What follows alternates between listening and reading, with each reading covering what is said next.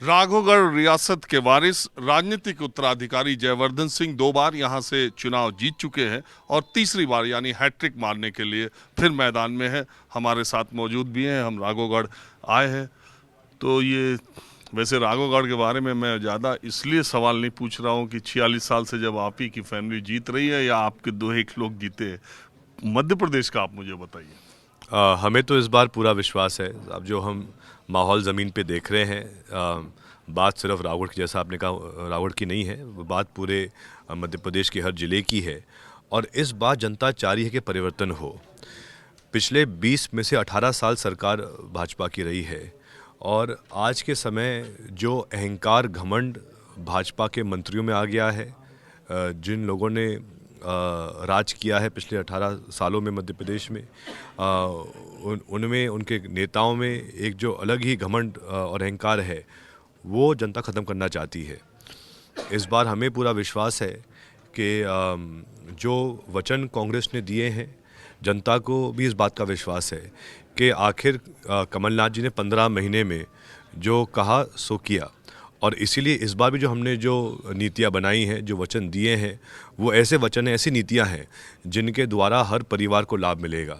और इसीलिए मुझे विश्वास है, चाहे किसान हो, चाहे युवा पीढ़ी हो, चाहे माता बहनें हो, हर वर्ग इस बार आशीर्वाद पंजे को देगा, कांग्रेस को देगा और सरकार कांग्रेस की बनेगी।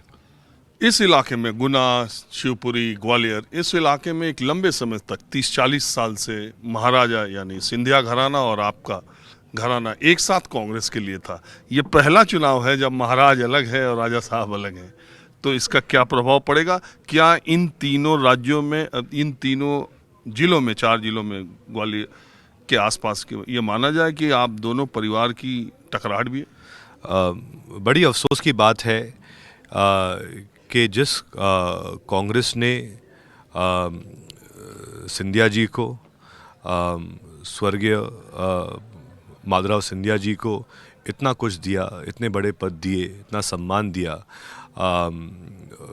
लेकिन जो भी कुछ हुआ था पिछले 3 साल पहले, जहाँ सिंधिया जी बिना किसी को बताए, बिना किसी से पूछे, उन्हें सौदा किया था भाजपा के साथ, पार्टी बदली थी और सरकार हमारी नहीं बच पाई थी। आज लोकतंत्र में जब सोशल मीडिया के माध्यम से, आप सब मीडिया के माध्यम से हर खबर तत्काल जनता के बीच पहुंचती है, जनता भी चाहती है कि ऐसे नेता सामने आए जो बीच कार्यकाल में धोखा ना दे दें। और आखिर जो उन्होंने किया था वो एक धोखा था। कांग्रेस के साथ साथ जनता को धोखा दिया था, क्योंकि आखिर जो व्यक्ति एक दल के नाम से वोट मांगता है और अगर बीच कार्यकाल में ही वो बदल जाए, उनकी पूरी बयान बदल जाए, तो ये जनता कभी ये स्वीकार नहीं करेगी। लेकिन वो अक्सर से दबी जुबान कहते हैं कि कांग्रेस में उनके लिए कांटे बिछाने का काम आपकी फैमिली ने, आपके फादर ने किया, जिसकी वजह से उनको रास्ता, और ये इसलिए किया कि आपका रास्ता मध्य प्रदेश में कांग्रेस का भविष्य का सही हो जाए। कभी नहीं। अगर क्या वो इतने हल्के हैं, क्या वो इतने कमज़ोर हैं कि उनको किसी कारण छोड़ना पड़ा? वो तो एक बड़े नेता हैं, केंद्र मंत्री भी रहे हैं कांग्रेस के कार्यकाल में। मैं तो उनसे बहुत जूनियर हूँ, लेकिन राजनीति में तो जहाँ तक मुझे पता, जहाँ तक मुझे एहसास था, हम तो हमेशा साथ थे। ये तो मीडिया बात करती है कि अलग अलग जो आपने शब्द का उपयोग किया, अलग अलग घराने थे, लेकिन वो संबंध हमेशा अच्छे थे। दोनों राजघरानों में अच्छे नहीं रहे नहीं नहीं, ऐसी बात पहले से नहीं है। भी। मेरे निजी संबंध अच्छे थे उनके साथ में, हमारे बीच में कभी कोई ऐसी बात नहीं थी, हमारे बहुत अच्छे संबंध थे। तो हमारे यहाँ किले पर भी आए थे 1-2 बार। लेकिन वही मैं बात वापस कहूँगा कि जो 2020 में हुआ था वो सही नहीं हुआ था।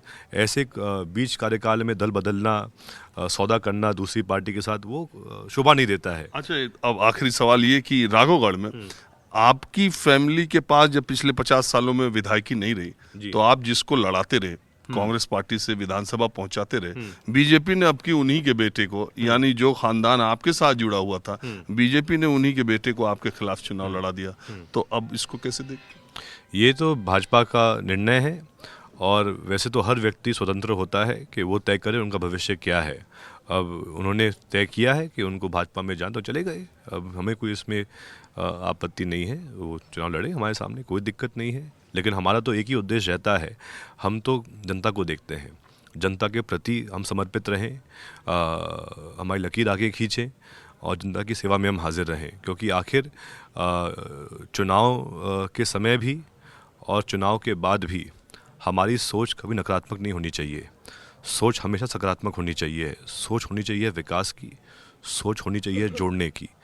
और हमारा तो एक ही लक्ष्य है कि जो मतदाता रावगढ़ के हैं हम तो उनके बीच पहुंचेंगे, हमारी बात रखेंगे, जो हमने काम किया है उसका उल्लेख करेंगे और पुनः जनता का आशीर्वाद प्राप्त करेंगे। चलिए, हमारी शुभकामनाएं आपको। आपने बात की, इसका शुक्रिया। अब मैं आपको राघोगढ़ और गुना के अलग अलग इलाकों में ले चलता हूँ।